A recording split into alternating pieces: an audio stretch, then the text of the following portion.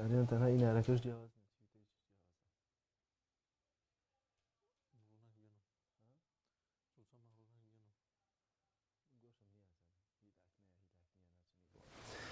بە ناوی خوای پەروەردگار سڵاوتان لێبێت ئازیزان و خۆشەویستانی پەیامی ڕۆژ خۆشحاڵم ئەمڕۆ لەگەڵ هاوکارم کاک دانیار جارێکی دیکە بە خزمەتی ئەوەی عزیز و خۆشەویست شاد بووینەتەوە بۆ پێشکەشکردنی کۆمەڵێک بڕگە و بابەتی جیاواز لە بەرنامەی پەیامی ڕۆژ. سڵاو و ڕەحمەتی خواتان لێبێت بینەرانی عزیز دڵخۆشین جارێکی دیکە هاتینەوە خزمەتان ئەمڕۆژ کۆمەڵێک بڕگە و بابەت و زانیاریمان بۆ ئامادەکردوون. ئەمڕۆ بەڕواری 8 مارسەکە لە تەواوی جیهاندا ئاهەنگ دەگێڕێت بۆی ئەو سەرکەوتانی کە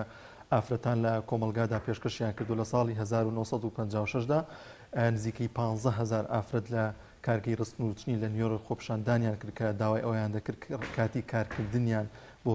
دە کاتژمێرکەم بکرێتەوە لەگەڵیشیدا موچەکەیان زیاد بکرێت. ئەمە بووە سەرەتایەک لە تەواوی وڵاتانی ئەوروپا و لە ئەمریکا کە مافەکانی ئافرەتان بەدەست بێنرێت خۆپیشاندان بکرێت کە باس لەوە کرا کە دەبێت ئافرەتیش لە کۆمەلگادا ڕۆڵی هەبێت دەوەی کە بێدەنگ نەکرێت و تەواوی مافەکانی بۆ جێبەجێ بکرێت. هەرچەندە ئێمە لە تەواوی بەرنامەکانی ڕابردووماندا لە زۆرێک لە بەرنامەکەماندا باسمان لە ڕۆڵی ئافرەتان کردووە لە تەنها ڕۆژێک نییە کە باز لە ڕێز و پێگەی گەورەی ئافرەت بکەین. لەم ڕۆژماندا دوو تەوەرمان ئامادە کردو کە لەسەر باسکردن لەسەر ڕۆڵی ئافرەتان و چۆن ڕێز لە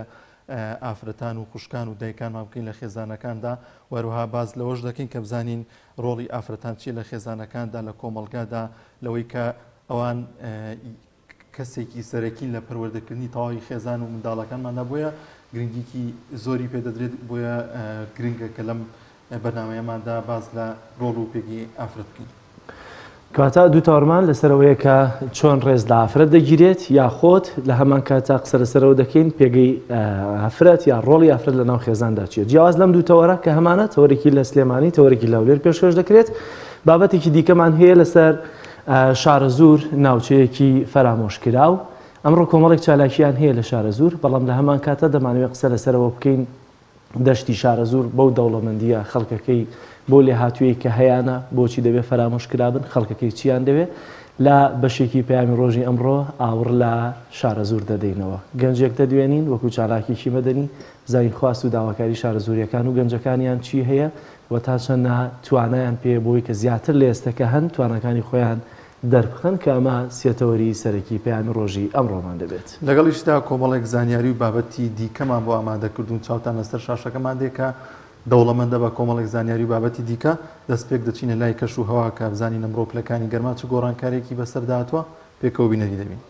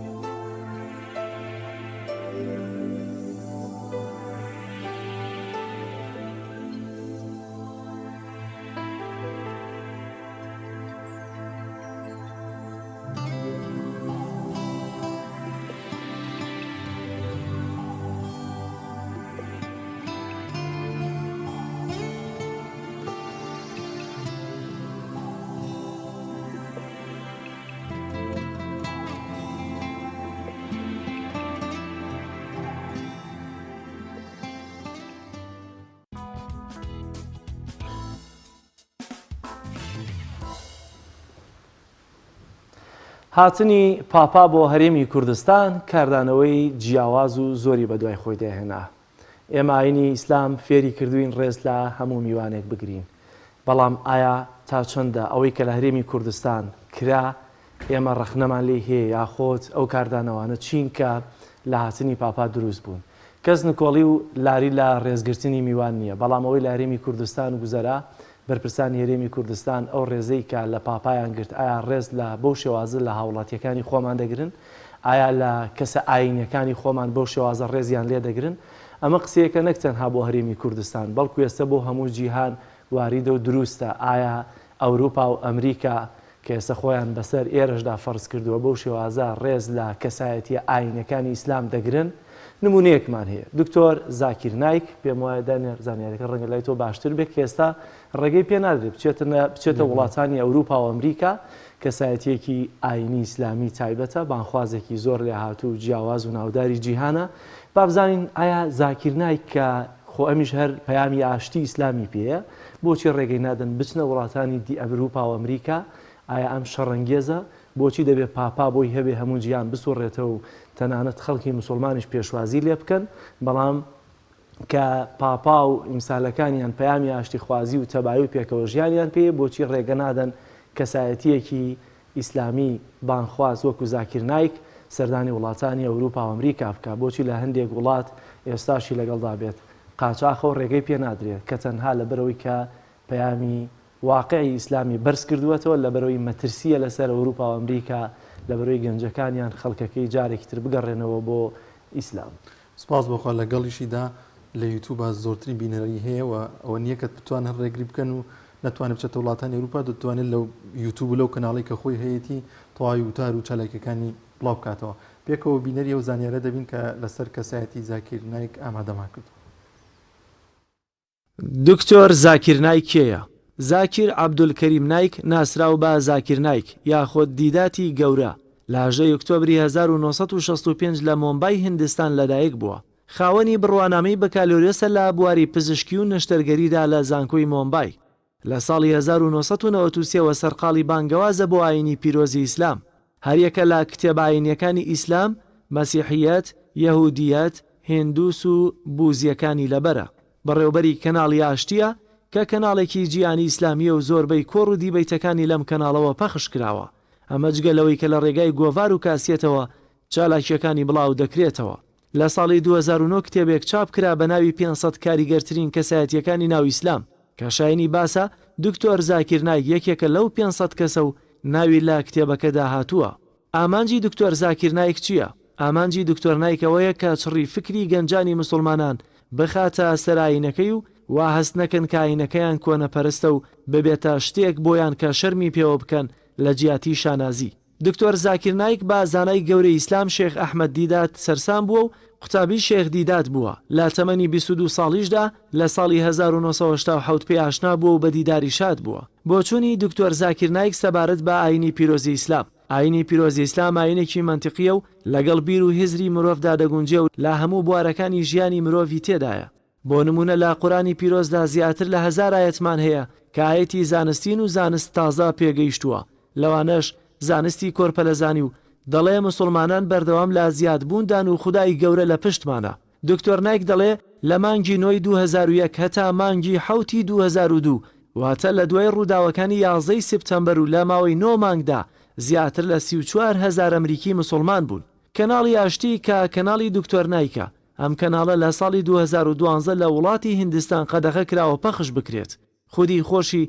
لە ساڵی 2010 وڵاتی بەریتانیای لێ قەدەغە کراوە و ناتوانێت بچێتە ناوە وڵاتەوە. بۆچوونی دکتۆر نایک سەبارەت بە پەرەسەندن. دکتۆر نایک کە بە سەدها کۆنفرانس و دیبەیتی هەیە کە بە زۆری لە وڵاتانی ئەمریکا، کەنەدا، بەریتانیا، ئەفریقای باشوور و سعودیا و ئیمارات و مالیزیا و فیلیپین و سنگافور و ئوسترالیا و وڵاتانی دی بەڕێوە چووە کە بە هەزارها خەڵکی لەسەر دەستی مسلمان بوون. بەهۆی توانە و کاریگەری بەسەر گەنجان و لاوانەوە، بە تایبەتی ڕوونکردنەوە و بڵاوکردنەوەی پەیامە جوانەکانی ئاینی پیرۆزی ئیسلام لە کۆمەلگای ئەوروپا و ئەمریکا و ڕاکێشانی گەنجان بۆ ئیسلام بە تۆمەتی سپیکردنەوەی دراوەوە، فەرمانی دەستگیرکردنی لەلایەن پۆلیسی ئینتەرپۆلەوە بۆ دەرکراوە. بەڵام لە وڵاتی مالیزیا پەنادراوە و ماهاتیر مەحەمەد سەرۆکوەزیرانی مالیزیاش دەڵێت هەرگیز دکتۆر نایک ڕادستی ئینتەرپۆل ناکەن. یەکێک لە وتەناودارەکانی دکتۆر نایکەوەیە دەڵێت ڕۆژێک دێت هەموو خزم و کەسە نزیکەکانت پشتت تیاکەن، تەنها یەک کەس نەبێت، ئەویش پێغەمبەرەکەتە، درودی خوای لەسەر بێت. زۆرترین سڵاوی بۆ بنێرە.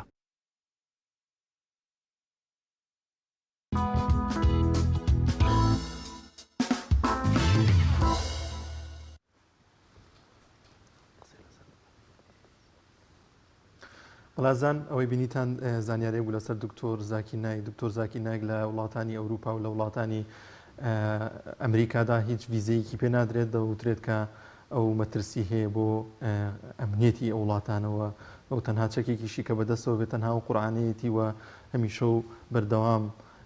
شارەزایەکی تەواویشی لە مەسیحیەت و لە یەهودی و ئەو ئاینی کە هەیە لە هندستاندا هەیە بۆیە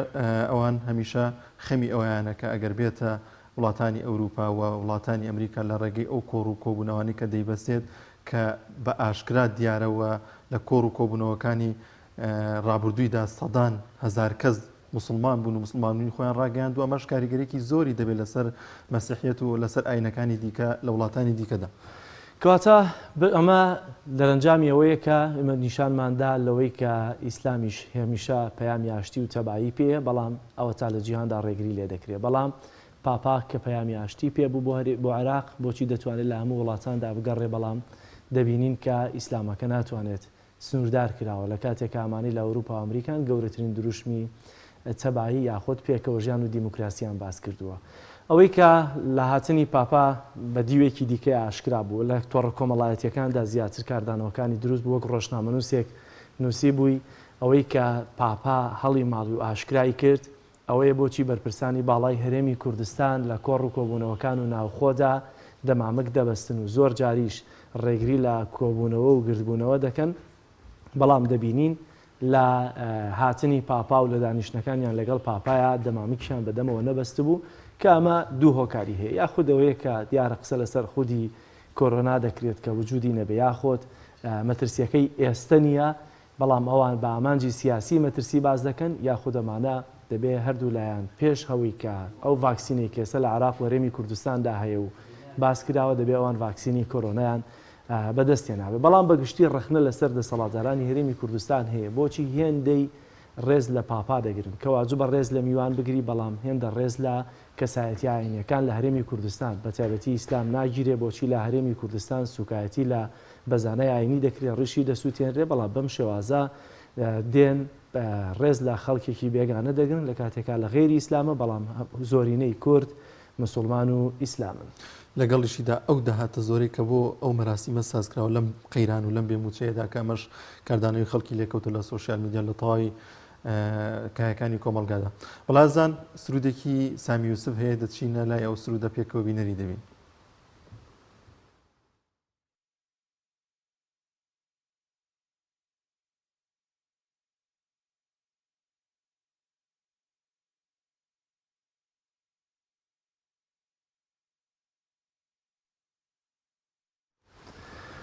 دەگەڕنەوە دەڵێن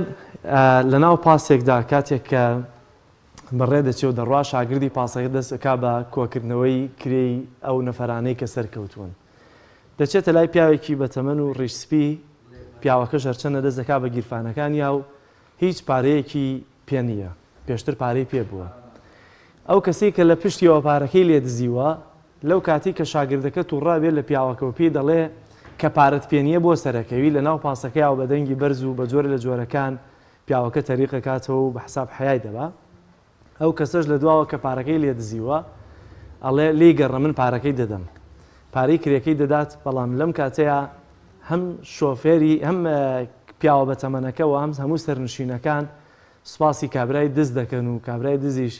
پیاوەتیەک بەسەراوی حەمامەوە دەکا جا هاتنی پاپا و بەرپرسانی هەرێمی کوردستان ڕێک بەم شێوازە دێتە بەرچاومان بەسەر مڵک و ماڵی خەڵکەوە پێشوازیەکی باشیان لە پاپا کرد و هەرچەنە لە دواییشدا بەس بە پێچەوانەیەوەی کە سوپاسی پاپا بکە پاپا سوپاسی دانیشتوانی کوردی کرد بە بێەوەی ناوی هەرێمی کوردستان یاخۆت قوارەیەکی تایبەت بهێنێ کە ئەوەش دەرەنجامی ئەوە بوو. بەڵازان لە دوو تەوەری بەرنامەکەماندا لە تەوەریەکەمی بەرنامەکەماندا باز لە چۆنیەتی ڕێزگرتن لە ئافرەت دەکەین و باز لە ڕۆڵ و پێگەی ئافرەتان دەکەین باز لەوە دەکەین کە بزانین ئافرەت لە کۆمەڵگادا چ پێگەیەکی هەیە و بزانین چۆن ڕێز لە ئافرەتانمان بگرین وەروها باز لەوە دەکەین کە ئافرەت لە ڕوانگەی ئاینی پیرۆزی ئیسلامەوە چۆن لی دەڕوانێت و ئایا مافەکانی چین لە ئاینی پیرۆزی ئیسلامدا وەکەوەی کە پێغەمبەری خوا صلی الله علیه وسلم لە پێش 1400 ساڵ فەرموویەتی ئەگەر هەر کەسێک سێ خوشکی هەبێ یاخود سێ کچی هەبێت یاخود سەرپەرشتی سێ ئافرەتی ئیماندار و لەخوا ترس بکات وەروها مافەکانیان بۆ جێبەجێ بکات و تەواوی داواکاریەکانیان جێبەجێ بکات و ستەمیان لێ نەکات لە بەهەشتا لەگەڵ مندا دەبێت. ئەمە ئەو پەڕی ڕێزگرتنە لە مافەکانی ئافرەت ئەو پەری ڕێزگرتنە لە ئافرەت وەروها ئێمە لەم تەورێماندا باز لەو دەکەین کە گرنگە چۆن ڕێز لە ئافرەتان بگیرێت و بزانین ڕۆڵ و پێگەی ئافرەت لە کۆمەڵگادا چێ لە ئێستادا. بۆ قسەکردن لەسەرم بابەتە میوانێکمان دەبێت کە چەند کەمێکی دیکە میوانەکەمان ئامادە دەبێت وەروها کە ئەمڕۆ باز لە 8 مارسە بزانین لەم ڕۆژەدا لە تەواوی جیاندا چۆن باز لە پێگە و گرنگی ئافرەت دەکرێت. دیارە ڕۆژی 8 مارس چەند ساڵێکە زۆر بە گەرمی و بە تۆخی لە هەرێمی کوردستاندا باز دەکرێت. بەڵام ئایا بۆچی دەبێت تەنها لە کۆمەڵگەیەمەیان لە 8 مارس بیرمان بکەوێتەوە باس لە مافی ئافرەت بکەین؟ وایە لە هەرێمی کوردستان مافی ئافرەت کێن دەیپارێزن؟ ئەو ڕێکخراوانن کە ئێستا بە حسابی خۆیان بەرگری لە مافی ئافرەت دەکەن یاخود دەمێکە لەو ڕۆژەوە کە ئیسلام ئاوێتەی کەلتوری جوانی کۆمەڵایەتی کوردەواری بووە ئێمە باز لە پاراستنی مافی ئافرەت دەکەین، باز لەوە دەکەین نەک تەنها ڕۆژێک بەڵکو هەموو ڕۆژ دەبێت ئێمە ڕێزی ئافرەت بگرین. وە کێنەوانەی پێویستە ڕێز لە ئافرەت بگرن؟ ئایا ڕێکخراوەکانن؟ ئایا ڕێزگرتن لە ئافرەت چۆن دەبێت؟ ئافرەت دایکمانە، ئافرەت خوشکمانە، ئافرەت کچمانە، ئافرەت خێزانمانە. با بزانین لە کۆمەڵگەیەمە پێویستە چۆن ڕێز لە ئافرەت بگیرێ و ئایا ئیسلام چیمان پێ دەڵێ؟ لەسەرم بابەتە میوانداری زۆر بەڕێز ڕازان خات و ڕازانە بوو بەکرد چالاکی مافی ئافرەتانمان کرد و خات و ڕێزان بەخێر بێت. زۆر بەخێر سپاسانەکەم. سپاس بۆ کەناڵی ئاسمانی پەیام بۆ بەرنامەی پەیامی ڕۆژ دەستخۆشیتان لێ. سپاس بۆم دەرفەتە. خات و ڕازان بەخێر بێت. دەمەوێت بزانم کۆمنتی جەنابەت لەسەر 8 مارس چییە؟ بێمەشەوە لە 8 مارس باسکردن لە ئافرەت تۆخەکەینەوە. بۆچی تەنها لە 8 مارس؟ ئایا با بڵێن هەم کەلتوری یا ڕەسەنی کوردەواری و هەم ئیسلام پێمان دەڵێت تەنها ڕۆژێک ماوەیەکی دیاریکراو دەبێت باز لە مافەکانی ئافرەت بکەین؟ بە ناوی خوای گەورە الحەمدولله الصلاة والسلام على رسول الله وعلى آله وصحبه ومن والاه. پێش هەموو شتێک من پیرۆزبایی 8 مارس نەک لە 8 مارسە بەڵکو لە هەموو ڕۆژەکانە لە ئافرەتانەکەم. من پێم وایە ئافرەت هەموو ڕۆژێک ڕۆژی ئافرەتە، بەڵام وەکو ئەو عرف و عادەتی کە هەیە ڕۆژێک داهەندێ بۆ چینێکی دیاری کراو کە ئەمڕۆ ڕۆژی ژنانە. خۆم بە خۆشحاڵ زانم ئەمڕۆ بتوانین قسە لەسەر ئەو مۆزوع بکەین. طبعاً ئێمە ئەگەر بمانەوێت قسە لەسەر ئەو ڕۆژە بکەین ڕەنگە مێژوویەکی دوور و درێژی هەبێ بگەڕێنەوە بۆ کاتی کە چۆنیەتی مافپێدانی ژنان لەم ڕۆژەیە. طبعاً ئێمە خۆمان ئەزانین یان معلومە لای هەموو لایەکە لە دوای سەرکەوتنی شۆڕشی فەڕەنسا لە 1790 دیزاینی بەڕاستی کاتێکە شۆڕشگەران شۆڕشیان گربەوەی چینەکان بەعام لە ژیانی دەرەبگایەتی ڕزگاریان بێژێر دەستە بوونە و کات طبعاً نیوەی کۆیلە بوو نیوەشی بە تەواوی کۆیلە بوو ئیش لەسەرەوە کرا. طبعاً ئافرەتانیش چینێک بوون لەم چینە کە مافی ئازادیان پێدرا. طبعاً ئەم مافی ئازادیەش پێم وایە شتێکی زۆر سەهل و ئاسان نەبوو بەڵکو کاری بۆ کرا، شۆڕشی بۆ گێرا، باج و قوربانی زۆری بۆ درا کە ئافرەت بتوانێت هیچ نەبێ ئەو مافی بدرێتی وەکو چینەکانی کە طبعاً ئەمە توانین بڵێن لە سەدەکانی 17 و 18 زاینیە کە زانین تقریباً نزیک بە 300 سەدەیە. ئەمە یعنی مێژووی 8 مارس. بەڵام ئەگەر بمانەوێ باز لە شریعەتی ئیسلام بکەین یان گرنگی شریعەتی ئیسلام لەسەر بێدانی مافی ئافرەتان، من پێم خۆشە بەڕاستی ئەمە ئاوێتە بکەینەوە لەگەڵ شەرع، چونکە ئێمە خۆمان ئەزانین پێش 1400 ساڵ و ئەوەندە لەمە پێش کە مافدراوە بە ژنان بەعام ئێمە خۆمان ئەزانین مرۆڤ کۆی گشتی پێشهاتنی ئیسلام لە یعنی وەزع و بار و دۆخێکی زۆر خراپە بوو کە مرۆڤەکان کۆیلە بوون. بە تایبەتی تر لە ناو ئەوانەیە بەڕاستی ئافرەتان مافی ژیانیان نەبوو، مافی بوونیان نەبوو، زیندە بەچاڵەکران لە سەردەمێکی یعنی جەهل و نەزانیە. بەڵام بە هاتنی ئیسلام بەڕاستی ئەمڕۆیە گەشایەوە. خۆمان نەزانین بەعام مرۆڤەکان هەمویان لە کۆیلایەتی ڕزگاریان کرا، بە تایبەتی تر ئافرەتان. ئەمە ئەتوانم بڵێم سەرەتایەکی زۆر باش بوو کە ئافرەت خۆی بینیەوە هەستی کرد وەکو مرۆڤێک بەڕاستی بوونی هەبێت. ئێمە خۆمان نەزانین یعنی ئاینی پیرۆزی ئیسلام بۆ بەختەوەری مرۆڤەکان هاتووە بۆ کۆی گشتی بە تایبەتی دێر پێم وایە ئافرەت پشکی شێری بەر ئەکەوێت لەو بەختەوەریە کە یعنی پانتایەکی زۆر گەورەی داگیر کردووە لە هەر حاڵ و وەزعی کابێ کاتێ بەڕاستی کە کچە پێم وایە حاڵەتێکی زۆر تایبەتی هەیە کە شەرع گرنگی زۆری پێیاوە فەرمودەی پێغەمبەری خوا صلی الله علیه وسلم لەو بارەیەوە بەڕاستی کە تەشجیعمانەکە دڵخۆش بین بەوەی کە لە پەروەردەکردنی کچە ئەجرێکی زۆرمان هەیە هەر بۆیە پێغەمبەری خوا صلی الله علیه وسلم فەرمێ لە فەرمودەیەکە دوو کچ فەرمودەی کەش هاتوو کە سێ کچ ئەگەر ئەم دوو کچە یا سێ کچە هەر کەسێک کە ئەبێتە خاوەنی بەخێویکە تا ئەوەنەیە گاتە ئەو حاڵەتەی گەورە ئەبێت و دوای ئێنێرێتە ماڵی خۆی ئەمە ئەجرەکەی بەڕاستی بوونی بەهشتە بۆ کەسە ئەمە خۆی بۆ خۆی ئەتوانم بڵێم تەشجیعێکی زۆر باشە کە مرۆڤەکان بە تایبەت لە شریعەتی ئیسلامە دڵخۆش بن بەوەی کە ئەم مرۆڤە پەروەردە ئەکەن و گەورەیەکەن بەم هەموو بەختەوەری و ئەجر و پاداشتەوە دوجار ئافرەت کاتێکە ئەبێتە هاوسەر ئەمە ئەتوانم بڵێم لە قۆناغی دووەم و مەرحەلەی دووەمە ئەمەش خۆی بۆ خۆی گرنگی زۆری هەیە پێغەمبەری خوا صلی الله علیه وسلم فەرمێ خەیرکم لأهلی وأنا خەیرکم لأهلی باشن بۆ خێزانەکانتان هەروەکەوەی کە من باشترینم یعنی ئەمە خۆی بۆ خۆی گەورەی ئافرەت دەگەیەنێ لە شریعەتی ئیسلامە کە مافێکی زۆر گەورە و گرنگی پێدراوە یعنی لە هەر قۆناغێکا بێ پێم وایە بە پلەبەندی قۆناغەکەی بەرزتر و باشتر و یعنی مەجووری زیاتریە بێ بۆ دەوروبەرەکەی هەم بۆ خۆشی و دوجار کاتێک کە دەبێتە دایکیش پێم وایە ئەمە بەرزترین پلەی ئافرەتە کە بەڕاستی پێ ئەگا یان ئەتوانم بڵێم باڵاترین پلەیە کە بەڕاستی ئافرەت دەگاتە ئەم حاڵەتەکە ئەبێتە دایک طبعا ئەمەش ینی هەروەکو پێغەمبەری خوا صلی الله علیه وسلم فەرمێ بەهەشت لە ژێر پێی دایکانایە یعنی ئەمەش خۆی بۆ خۆی هەستەکەم کە ئافرەت کاتێ ئەگاتە ئەم پلەیە یعنی بە جۆرێک هەست بەوە کا لە گەورەترین پلەیە لە گەورەترین و باڵاترین و پلەیە هەروەها تەقدیر و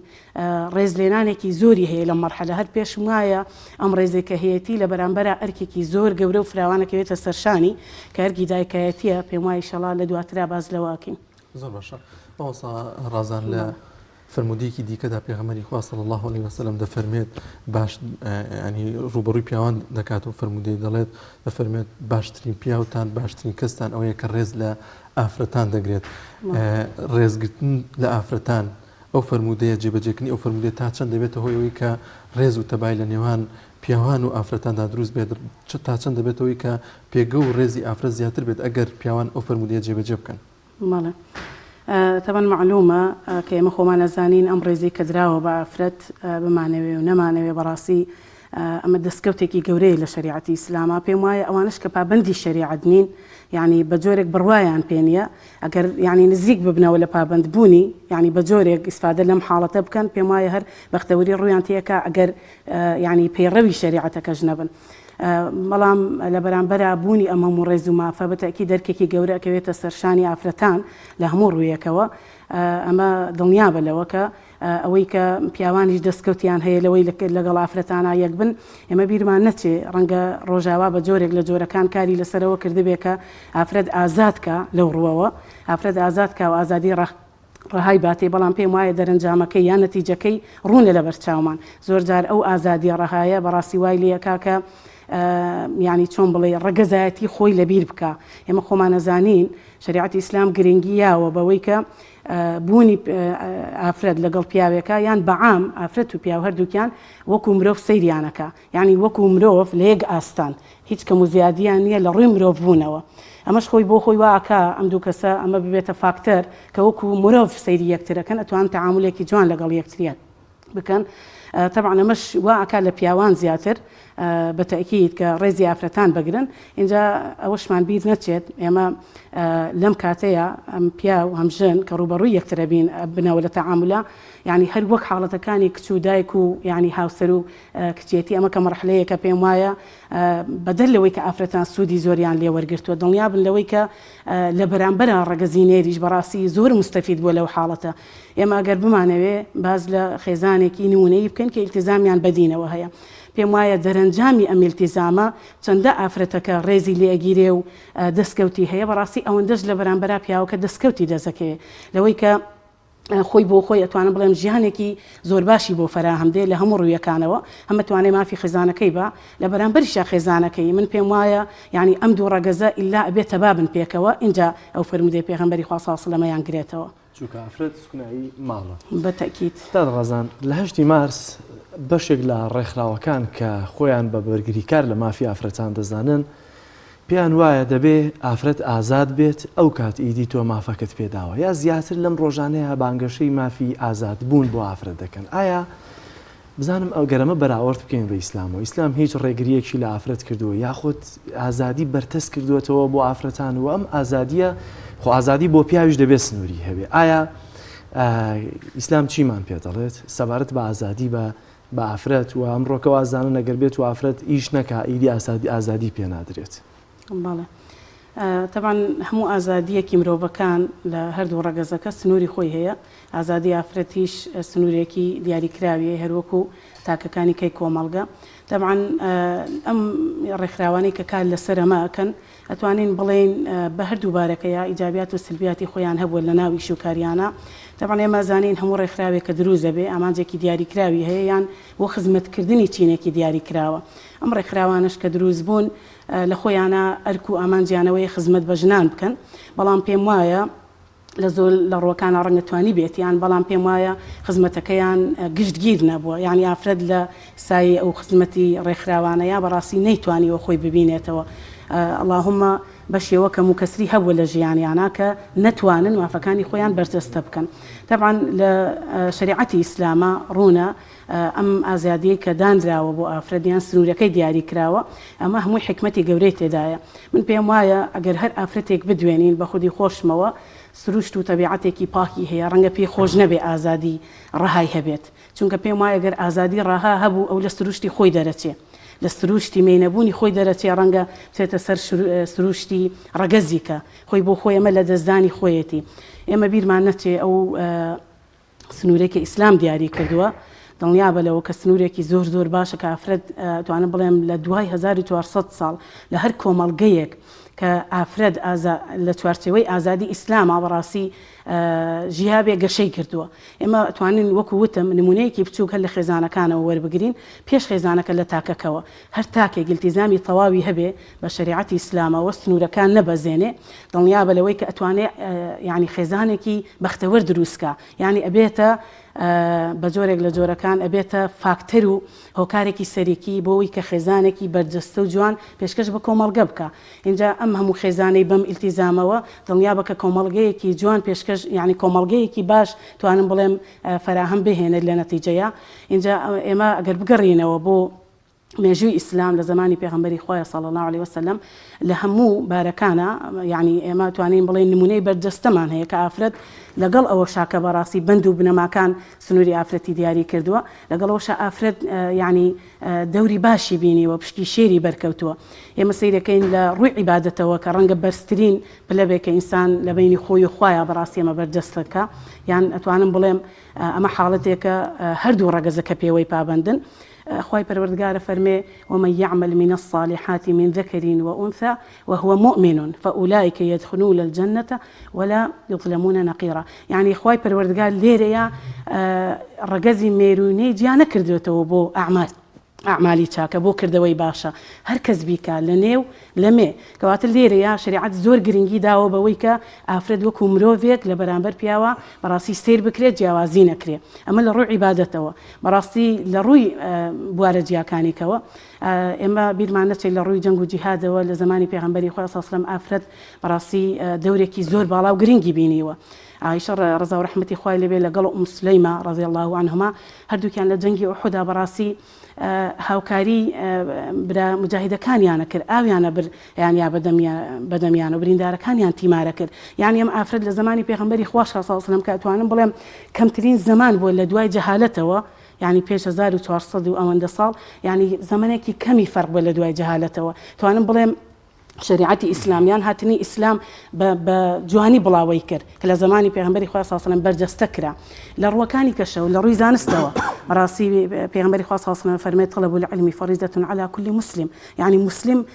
بەعام بە گشتگیری هەردووکی ئەگرێتەوە يعني لە ڕووی زانستەوە بەڕاستی ئافرەت لە شریعەتی ئیسلامە يعني زوڵمی لێ نەکراوە نەک زوڵمی لێ نەکراوە بەڵکو بە واجب زانراوە کە فێری علم و زانست بێ خۆی هوشیار بکە يعني من پێم وایە ئافرەت بە کۆی گشتی یعنی ئەوەندە وێنا ئەکرێ کە ئیسلام ئازادیەکانی بەرتەس کردبێتەوە بۆ ئافرەتان بەداخەوە ئەوەی بێتە ناو شریعەتی ئیسلام پەیڕەوی ئەم دینە بکە دڵنیا بە لەوەی کە ئەتوانێت سنوورەکان بۆ خۆی دیاری بکە لە چوارچێوەی ئەو سنوورەیە کەسێکی زۆر سوود بەخش بێ لە هەموو بوارەکانە ئەسپی خۆی تاو بە. زۆر باشە خات و ڕازان لە کۆمەلگای ئێمەدا لە تەواوی جیهاندا یەکێک لەو کەسانی کە گرنگە بەردەوام ڕێزی لێ بگرین دایک هەر لە بەیانی کە هەڵدەسێت لە ئامادەکردنی نانی بەیانی و لە ئامادەکردنی پەروەردەکردنی منداڵەکانی بەشێک لە دایکانیشمان لە دەرەوە ڕۆڵی دیکە دەگەڕن کارمەند لە دام و دەستگایەکی دیکە تا چەند گرنگە هەموو ئەم ئەرک و ماندووبوونیان بە بەرچاو بگرین و ڕێزیان لێ بگرین دەبینی زۆر جار لە نێو خێزانەکاندا ڕێز لە دایک ناگیری بێ ڕێزی بەرامبەر دەکرێت ئەوە گرنگە لە کۆمەلگای ئێمەدا لە ئامۆژگاریت بۆ خوشکان بۆ ئەندامانی خێزانی دیکە کە بەردەوام ڕێز لە دایک بگرن کە ئەو پێگەیەکی سەرەکی هەیە لە نێو خێزاندا. بەتاکید ئێمە پێشتر باسمان کردوتمان بە قۆناغ و بە پلەبەندی دایک قۆناغی سێمە کە گەورەترین و باڵاترین يعني ڕێز و تەقدیری بەرەکەوێ طبعا ئێمە ئەزانین دایک ڕۆڵێکی زۆر گەورە و گرنگی هەیە لە پێگەیاندنی ڕۆڵەکانیە اینجا ئەتوانین بڵێن بە ئەندازیاری ژیان ناوی بەرین چونکە بەڕاستی ژیان دروزەکە یعنی ئەرکێکی زۆر گەورە و گرنگێکەوێتە سەرشان لە دوای ئەرکی هاوسەرێتی و بەڕاستی کۆمەڵێشتیکە ئەرکی دایکاتیەکەوێتە سەرشان پێم وایە بوون بەدایەک چۆن بڵێ ناسنامەیەک یان بوونی شەهادەیەکی گەورەیە بۆ هەر دایکێک بەڕاستی کە ئەبێ بەدایک چونکە لە بەرامبەرە ڕاستە ئەمە مافێکی گەورەیە پێدرێ بەڵام لە بەرامبەرە ڕێزێکی زۆر گەورە و تەقدیرێکی زۆر گەورەی هەیە لە شریعەتی ئیسلامە من پێم وایە لە ئەدیانەکانی کەشە حەق وایە بەڕاستی ڕێز لە دایکان بگیرێت چونکە ئەم ئەرکێکەکەوێتە سەرشانیان لە بەرامبەرە ڕەنگە بوونی بەدایک گەورەترین باج با بخۆی چونکە ئەرکێکی گەورەکەوێتە سەرشانی کە بەخێوکردنی ماڵ و مناڵ و خزمەتکردنی ماڵ و مناڵیەتی من ئەتوانم بڵێم ئەم ئەرکە گەورەی دایک بەڕاستی ڕێگری نەکردووە لەوەی کە لە بوارەکانی کەشا بتوانێت یعنی کار بکە ئێمە زانین ئەمڕۆ زۆر لە فەرمانگەکان لە ینی شوێنە حکومیەکان يعني وای لێ هاتووە زۆربەی بەڕاستی ئافرەت دەتوانێت یعنی لەو ڕۆ خزمەت بکە توانین بڵێن ئافرەت لەمەدا نەماڵراوە کە تەنها ئەرکی دایکاتی توانم بڵێم وای گەورە سروشتێکی وای بەخشیوە بە ئافرەت ئەتوانێت لە هەموو بوارەکانە کار بکە کاتێک کە دایکە لە ماڵەوە ئەتوانێت بەرجەستەی کارەکەی خۆی بکە اینجا ڕێزگرتنی شێو کاتە بێتە واجب یعنی ئەوەی لە دەوروبەریەتی بە تەکید ئەو کاتە ڕێزگرتنی یان ڕێزگرتن لە ماندووبوونەکانی ئەبێتە ئەرکی دەوروبەرەکەی من پێم وایە ئەوەشی لە شریعەتی ئیسلام تێگەشت بێ پێگە و ڕۆڵی دایگەزانێ هەروەکو وتمان پێغەمبەری خوا صلی الله علیه و سلم فەرمێ بەهەشت لە ژێر پێی دایکانایە ئەمە یعنی بۆ هیچ چینێکی کە بەڕاستی ئەم فەرموودە باز نەکراوە کەواتە ئەمە گەورەی دایکەکە ئەمەی پێ ئەبەخشرێ من ئەتوانم بڵێم دایک دەتوانێت پەروەردەکار بێ بەڕاستی ئەتوانێت خزمەتکار بێ یعنی زۆر تەبیعی لە ماڵەوە خزمەتکاری ماڵەکەی خۆی بێ ئەتوانێت لە دەوری گرنگ ببینێ لە خزمەتکردنی کۆمەڵگە بەو شێوەیە کە بۆی دانراوە لە چوارچێوەی سنوورێکی دیاریکراوە کە خۆی تیا ببینێتەوە ئەتوانم بڵێم ئەو جوهد و تاق و توانایی هەیە سەرفیکە کە پێشکەش بە کۆمەڵگای بکە هەموو چینەکان مستەفید دەبن. زۆر باشە دادڕازان دەرفەتمان نەماوە بە کورتی دەمەوێت بزانم ئێستا تۆ پەیامت بۆ پیاو بۆ کوڕ بۆ برا چییە لەوەی کە چۆن ڕێز لە ئافرەتەکەی ماڵەوە بگرن لە دەرەوەش کە ئافرەتێک دەبینی نایناسین پێویستە پیاو چۆن ڕێز لە مافرەتە بگیرێت. پێشەوەی کە ڕوو لە برایان بکەم یان ڕوو لە ڕەگەزی بەرامبەر بکەم ڕووم لە ڕەگەزی مێیە کە ئێمە دڵنیابین لەوە ڕێزگرتن بەشێک نییە تەنها بەرامبەر بتوانێت بەرجەستەی بکە بەشێکی زۆری بەڕاستی کەوێتە سەرشانی خۆمان کە ڕێز بۆ خۆماندانین بەشێکی زۆری ئەبێتە ئەرکی خۆمان کەس ئیش لەسەر ئەو ڕێزگرتنە بگرین. ئێمە ئەمڕۆ وەکو شریعەتی ئیسلام خی گەورە چوارچێوەیەکی بۆ داناوین کە لەو چوارچێوەیە بەڕاستی کار بکەین. ئەم چوارچێوەیە یانەتوانم بڵێم سنوورەکانی بۆ دیاری کردوین قەدەغەکراوەکان نەشکێنین یعنی ئافرەت بە نشکاندنی سنوورەکان یان نشکاندنی قەدەغەکراوەکان دڵنیا بە لەوەی کە ئەتوانێت یعنی ڕێز لە خۆی بگرێ من ئەمڕۆ ئەگەر سنوورەکانی خۆم نشکان ئەتوانم سنوورەکانی کەش نەبەزێنم خۆی بەزاندنی سنوورەکانی کەش زۆر جار بەرەو بێڕێزی دەبا ڕێزم هەیە بەڕاستی بۆەوە یعنی وا ئەکەی لە بەرامبەر کە ڕێزت نەگرێ یعنی ڕێزگرتنی تاکەکان ئەوەندەی بەندە بە بەرامبەرەوە بەڕاستی لەوە زیاتری بەندە بەو کەسەوە کە خۆی ڕێزەکە بۆ خۆی یعنی فەراهەم بهێنێت اینجا من ڕووم لە برایانە کە ئافرەت ئێمە هەمومان بەڕاستی پەیڕەوانی دی ئەتوانم بڵێم پەیڕەوی دینی ئیسلامی شریعەتی ئیسلامین ئەوانەشی کە پەیڕەوینین پێم وایە هەیە پەیڕەوی شریعەتیش نییە بەڵام لە ڕووی سروشت و تێگەشتنی بۆ ئافرەت هەڕێز لە ئافرەت دەگرێ ئەمەش خۆی بۆ خۆی دەستکەوتە بۆ کەسە بەڵام چڕ کراوەتەوە لە شریعەتی ئیسلامە ئەو پەڕی ڕێز لە ئافرەت بگیرێ اینجا ئێمە خۆمانەزانین شریعەت کاری زۆر گران نەکردووە لەسەر خوشکان بەڵکو لە زۆر لە حاڵەتەکانە ڕێزی لێگرتووە کاری بۆ قرس نەکردووە بەڵام لەم لاشەوە بەڕاستی واجبی نەکردووە کە کۆمەڵی ئەرگ بخرێتە سەرشانی بەڵام لێرەشەو ڕێی لێ نەگرتووە ئەتوانێت ممارەسەی مافەکانی خۆی بکە بەڵام ئەمەم پێ ضرورە بەڕاستی ڕگەزی مێنە حەقک بەڕاستی کار لەسەرەوە بکە لە هەموو مەرحەلەکانە کاتێک خوشکە کاتێک کچە کاتێک کە هاوسەر کاتێک کە دایکە سنوورەکان نەبەزێنێ لەگەڵ بەرامبەرە دڵنیا بە لەوەی کە ئەتوانم بڵێم لە ڕێژەیەکی لە ڕێژە لە نیوە زیاتری ڕێزەکەی بۆ خۆی فراهم کردووە ئەوە شێکەوێتەوە سەر ڕگەزی بەرامبەر کە زۆر بەڕاستی بە هەندەوە ئیش لەسەرەوە بکەن ئەوان لەگەڵ ڕگەزێکە ئەژی نەگەر ئەو ڕگەزە نابێ بەڕاستی ژیانیان بەردەوام نابێ بۆ بەردەوامی ژیان ضرورەکە ڕێز لە بەرامبەرەکانیان بگرن بۆی بەرامبەرەکانیش ڕێزیان لێ بگرن زۆر سپاس بۆ خاتوو ڕازان بۆ کرد چالاکی مافیم بۆ سپاس بۆ دەرفەتە دەستان خۆش بێ بەڵازدان و خۆشەویستان ناوبڕێکی کورد وەردەگرین و دێنەوە لاتان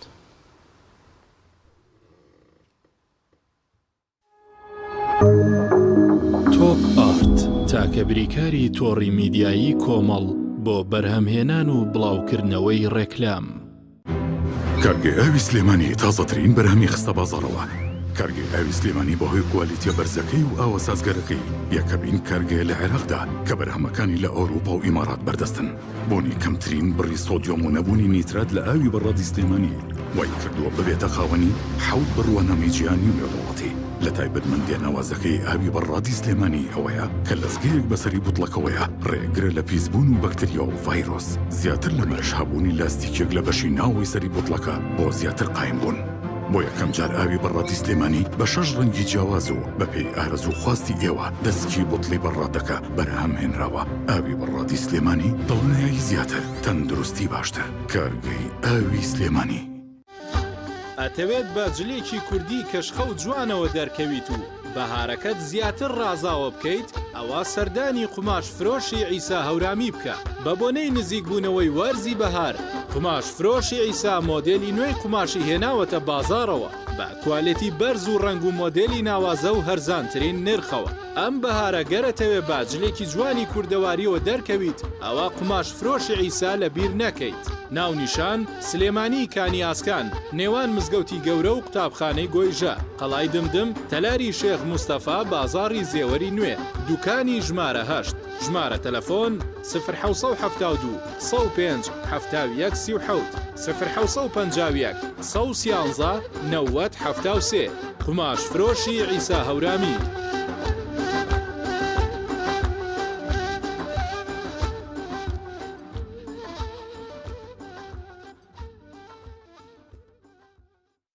یەکێک لە خواردنەکانی سفرەی کوردی کوبەیە خواردنێکی خۆش و بەلەزەتە زیاتر بە نانی گەرم و ساوز و مەستاوە خوێت و هەنێکیش بە نانی تیریەوە حەزیان لێیە هەر چۆنێک بێ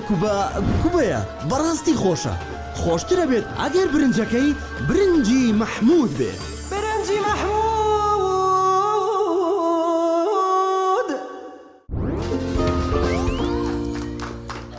ئەستان خۆشەویستە هاتینەوە بۆلاتە لەم بەرنامەیەدا خۆشترین و باشترین جبس هەڵدەبژێرین سەرەتاش لە بەشداربووی دەستە سەفمانەوە دەست پێ یەکەین پرسیاری یەکەممان دەڵێت کام لەم تامی جبسانە خۆشترینە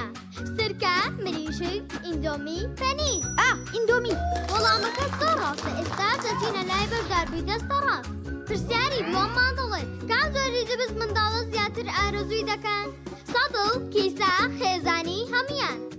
بە دنیایەوە وەڵامەکە زۆر ڕاستە ئازیزان خۆشەویستان بەشدارەکانمان خاڵەکانیان یەکسانن کۆتا پرسیار ئاڕاستی هەردووکیان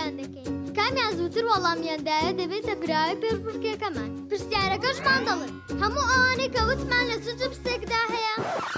بۆسە ئەوانەی کە باسمان کرد بەس لە جبسی نینیایە لە هیچ جبسێکی ترا نەخواردووە ئەوە تا لەناو جانتاکەشمان پێما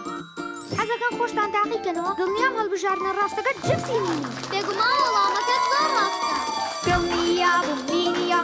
ئەو جبسەی وێنەی نییە کەردامێکی بێخۆشە بۆ من بە ئەو خۆتۆشە ئادەی پێم بڵێن چییە؟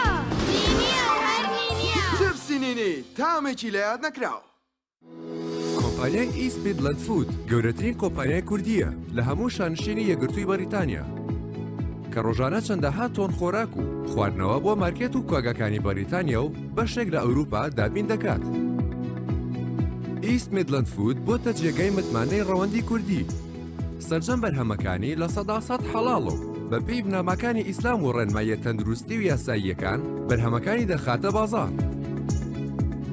ئیست میدلەند فود لە ماوەی 5 ساڵ کاردا بۆتە جێی متمانەی مارکێت و کۆگەکانی بەریتانیا و ناوبانگی بەرهەمە کوردیەکانی لە هەموو بەریتانیا بەرز کردوێتەوە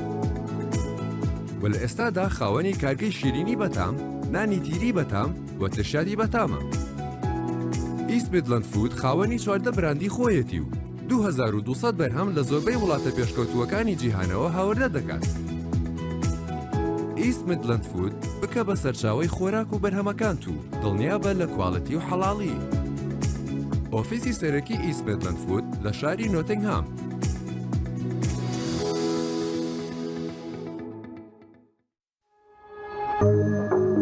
تۆپ ئارت تاکە بریکاری تۆڕی میدیایی کۆمەڵ بۆ بەرهەمهێنان و بڵاوکردنەوەی ڕێکلام.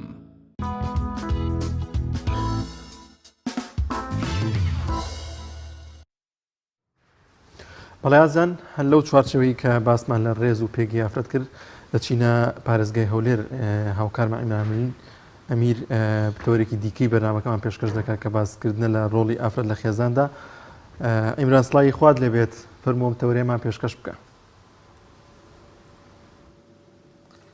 بەڵێ سڵاوی خوا لە ئێوە و لە تەواوی بینەران و بیسەرانی کەناڵی ئاسمانی پێیان بەڵێ زان و خۆشەویستان خۆشحاڵم جارێکی تر لە شاری هەولێر لە 8 مارس بە ئێوەی عەزیز و خۆشەویست شاد دەبمەوە. ئەمڕۆ دیاری کراوە بە ڕۆژی ژنان هەروەکو هاوکارانم پێشووتر کۆمەڵێک باسییان لەسەر ئەم بابەتەیە کرد. من ئەمڕۆ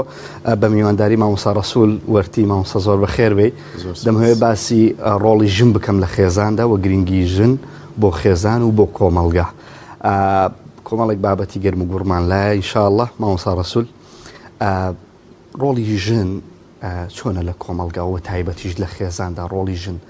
چ پێگەیەکی هەیە؟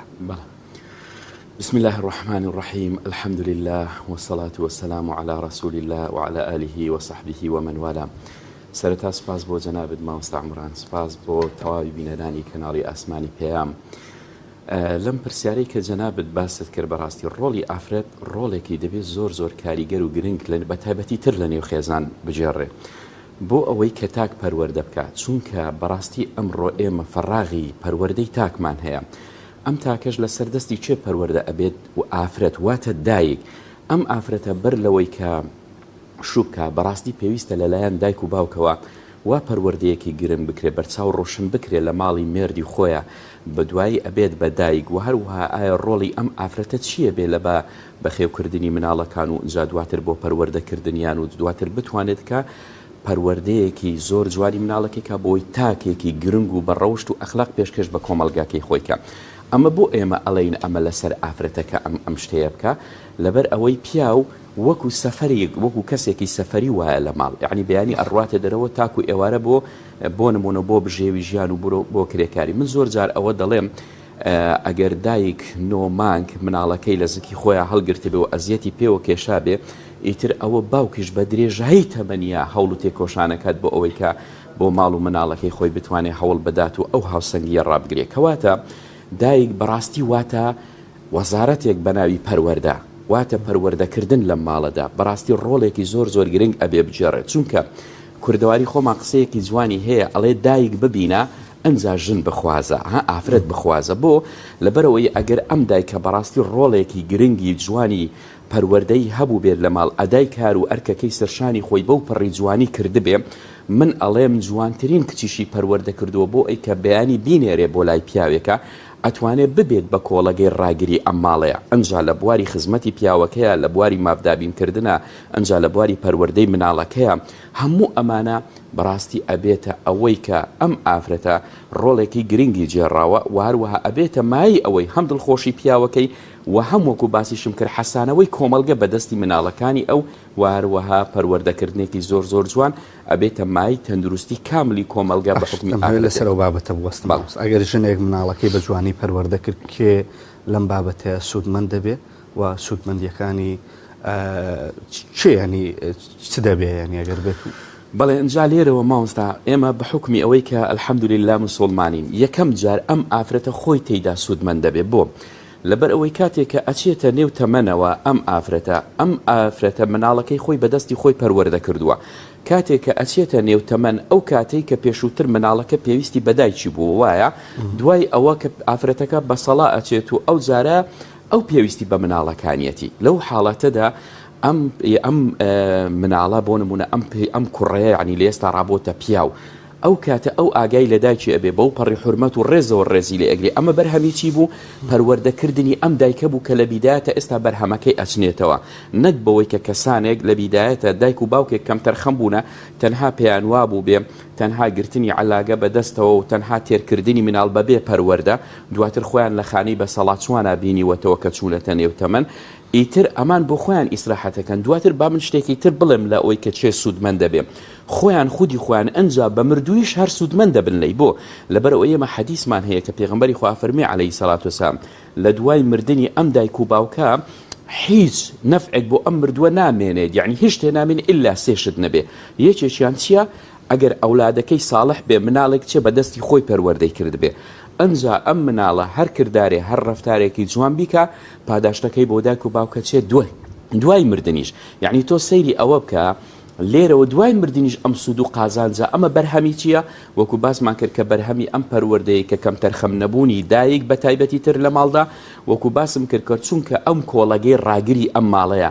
لە بیدایەتیشا دەست پێ ئەکرێ بەڕاستی لە 7 ساڵیەوە ئەم دایکە ئەتوانێت دەست بە ڕۆڵە گرنگەکەی خۆی بکات چڕی بکاتەوە بۆ ئەوەی کە بتوانێت ئەم ڕۆڵەی خۆی پەروەردە بکات و ئینجا لە داهاتووە بۆ ئەوی کە لە دەستی حەساوە لە ماوەی ڕابردوو بزاتیش لە ئێستا دەبینین زۆر 8 مارس وەکو ڕۆژی ژنان ئەزەق دەکرێتەوە و کۆمەڵە ڕێکخراوی ئافرەتانی تایبەتی بۆ دانراوە پێم بڵێ 8 مارس یان ڕۆژی ژنان تا چەند خزمەتی بە ژنان کردووە بەڵێ وەڵا بەر لەوەی وەڵامی ئەم پرسیارە بدەمەوە مامۆستا عیمران ئێمە کاتێک کە چاو بە حاڵی خێزانی ئەم ڕۆمانە ئەجێڕینەوە بەڕاستی چاوەکان پڕ لە فرمێسک و دڵەکان خەمبار و حەزینە بن کاتێ ئێمە چاو لە خێزانەکانی ئەم ڕۆمانە ئەکەین هەمووی خەریکە تووشی هەرز بووە تووشی داتەپین و دارمان بووە ئەم خێزانانەی کە ئەم ڕۆکە پێویستە کە تۆ هاوسەرگیری ئەەکەی واتە دروستکردنی شەریکی حیات بەیەکەوە دروستکردنی کۆڵەگەیەکی زۆر پتە و بۆ ڕاگررتنی ئەم خێزانە ئەم ماڵە ئەم لانەیە بۆ ئەوی گەرم و گوڕ بێ لە کاتێککە ئەمڕۆ پێچوانە بۆتەوە ئەوەی کە ئەبێتە مای گەرم و گوڕی نێوماڵ لا ئەدرێ بە حکمی ئەوەی کە خەڵکانێک بوون کە تۆ باست لە ڕێکخراوەکان کرد کە سەبەبە ڕئیسیەکەی ئەو کەسانە وەکو باسمان کرد بەڕاستی تۆ چاو لە حاڵی خێزانی ئەم ڕۆمانەکەی چاوەکان پڕ لە فرمێسکە بێت لەبەرەوە هەر هەمووی ئێستا خەریکە هەرز دێنێ و نقمینێ و گرفت و کێشەیە زۆری نشی ئەو کەسانن وەکو باسمان کرد کە لە ڕێکخراوەکانە دەورێکی سلبی و زۆر کاریگەریان بینی لە تێکدانی شیرازی خێزانیە ئەنجا تۆ ئێمە ئەگەر تەماشای 8 مارسکەین نامەوێت کەشتی دووبارە تێیدا باسی بکەین بەڵام زۆر جار بە حکمی دروستبوونی ئەم ڕێکخراوانە کە قسە لەسەر خێزانێکی پتەوی جوانەکەن کە لە پێشووترا ئێمە بینیمان کە بە پەنجەی دەست ئەژمێردرا ئێمە جیابوونەوە تەلاقمانەزانی ئەگەر بموان یعنی لە دەیەکی دوورە بیان و تا بەبێ ئەوەی بیناسیت بڵێ فلان کەس لە هاوسەرەکەیە جیابۆتۆ تۆ لە ماڵەوە تەزوود بەدڵە ئەهات یعنی عجیبت پێدی ئێستا وەکو بەردا خواردنەوەی ئاوێکە یعنی هیچ شتێک یعنی ئەوە دە سەهل و ئاسانە کابراڵێ بابا ئەگەر نەگونجاین لەگەڵی ئەگەی تەلاق بۆ جیابوونەوە نییە یعنی ئاوا پێشووتر ئەچێتە سەربەڕی کەسەکە بە پاڕانەوە بە کەسێکی زۆر باش لەگەڵ خۆیان ئەبا بۆ لای ئەو کەسەی کە ئەیەوێت ئەم کچە لە لای دایک و من زۆر جار ئەڵێم لە کاتی خوازبێنیەکان و ئەمانە ئەڵێم کاکە ئەگەر تۆ نابیتە بێدیلی ئەوەی کە فەڕاغی باوکایەتی بۆ ئەم ئافرەتە پڕکەیتەوە ئەگەر نابیتە ئەوەی کە تۆ ببیت بە بەدیلی دایکی ئەم ئافرەتە کە فەڕاغی دایکایەتی و برایەتی و خۆشەویستی محەبەتی ماڵ بۆی پڕکەیتەوە هەر لی گەڕێبا لە باوەشی دایک و باوکی بێ مێ بە هەر نێت بۆ ماڵی تۆ لی گەڕێ لەوێ محبوب و خۆشەویستە دیکەواتە کە تۆ ناتوانانی مافەکەی بۆ دابینکەی لی گەڕێبا لە ماڵی خۆیان بێ ئەنجام مەبەستم لێرە لە ڕێکخراوەکانە کە بوون بەڕاستی بەرنمەیەکی سلبی زۆر نەشیا و ناشیرین بوونەمایی هەرەسێنانی خێزانی ئەمڕۆ لە 8 مارسە ئێمە تەماشاکەین لە ڕێکخراوەکانە کە باس دەکرێن زۆرینەی تەعنەدانە لە بەرنامەی ئیسلام کە چاکترین بەرنامە تەشجیعی مرۆڤەکە پیاوەکە کەچی بێ خزمەتکاری ئافرەتی بێ بەیانی تاکو ئێوارە ئەم پیاوە ئیشەکە وەکو خزمەتکارێک دێنێتەوە بەردەستی ئافرەتەکە بەڵام لێرەوە ئەوەندە تەواوەکەم لێرەوە ئەبینیت کە دێ لە 8 مارسە ببینە تۆ لە ڕۆژ ئاواییەکان لەکوێ ڕوویدا ئەم 8 مارس ئەم کۆمەڵە ئافرەتە کرێکارە کاتێکە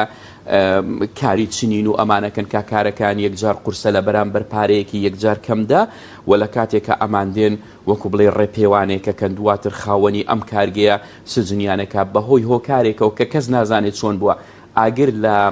ئەم کۆگایە بەرئەدرێت لە پاشان 129 ئافرەتی تێدا ئەسووتێندرێ من ئەوە بە ڕێکخراوەکانەڵم کە ئەم ڕۆهاتن لە شاشەی تەلەڤیزۆنەکانە کاریگەری زۆر گەورەیان دروست کرد لەسەر دڵی کوڕان و کچانی ئێمە بە ناوی ئازادی و دەرهێنانیان لە قالبی ڕەوشتێکی یەکجار بەرزە بۆ نزمبوونەوەی بێ ڕەوشتیە ئەمان ئەگەر ئیسلام شتێکی وای بکردایە و لە کاتێکە 129 ئافرەتی تێدا سووتێنرا من ئەڵێم ئەمە لە سەدەی هەژدەمەوە ئێستا هەموو کەناڵەکانی تەلەڤیزۆن من ئەڵێم لەم ڕۆژەدا ئەپڕژانە سەر ئەوەی کە قسە بە ئیسلام بڵێن و بە بەرنامە ئیسلام بڵێن کە بڵێن مافی ئافرەتی تێدا پێشێل کراوە ئاوا بووە ئەنجا ئەمە 8 مارسی ئەوەیە بەڵام لە کاتێکە لە ئیسلامە کە پێت ئەڵێ ئەگەر دایکت لێت ڕازی نەبێ چی ئەفەرمێ پەروەردگار ئەگەر دایکت لێت ڕازی نەبێ منیش لێت ڕازی نابم مامۆستا ئەچمە سەر ئیسلام و باسی ژن حەزەکەم باسی خاڵێکی کرد کەم ڕێکخراوانە سلبی بوون بۆ کۆمەڵگا هیچ داتایەکە هیچ ئامارێکەیە کەم ڕێکخراوانە لایەنی سلبیان هەبووە یان ئێوە هیچ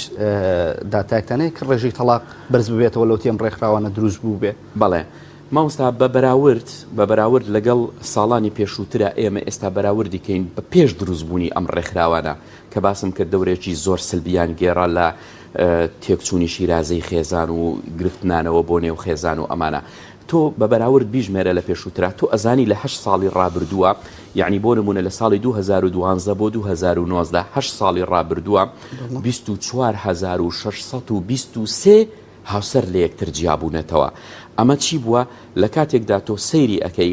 هەموو ئەو کەسانەی کە ئەنجا بابینە سەر ئەوەی کە چێن لە پاڵ جیابوونەوەکانی ئەمە تۆ ئەزانی ئەم ڕێژەیە چەند زۆرە لە 8 ساڵی ڕابردووە 24623 هاوسەر لە یەکتر جیابوونێتەوە ئەگەر ئێمە تەقسیمی دوویکەین ئەکا بە دوو کەس دوو هاوسەر وانە دوو هاوسەر لە یەکتردا یعنی نێزیکەی 49,000 و ئەوەندە کەس کە بوون بە دوژمنی یەک بۆ لێک جیابوونێتەوە ڕق و خینە لە دڵیان بەرامبەر بە یەکا دروست بوو ئەی ئەگەر بڵین ئەم خێزانی پیاوەکە پێکات بێ لە 5 کەسە خێزانەکەی تریش پێکات بێ لە 4 ئەمە تەقسیمی یەکە چەند کەس لە نێو کۆمەلگا تووشی ئەوە بۆ کە ڕقیان لە یەکتر هەستێکەواتە تۆ کۆمەلگایەکی ڕقاویت بەرهەم هێناوە یعنی گرفت و ناخۆشی و کێشەکانی لی تێدا دروست بووە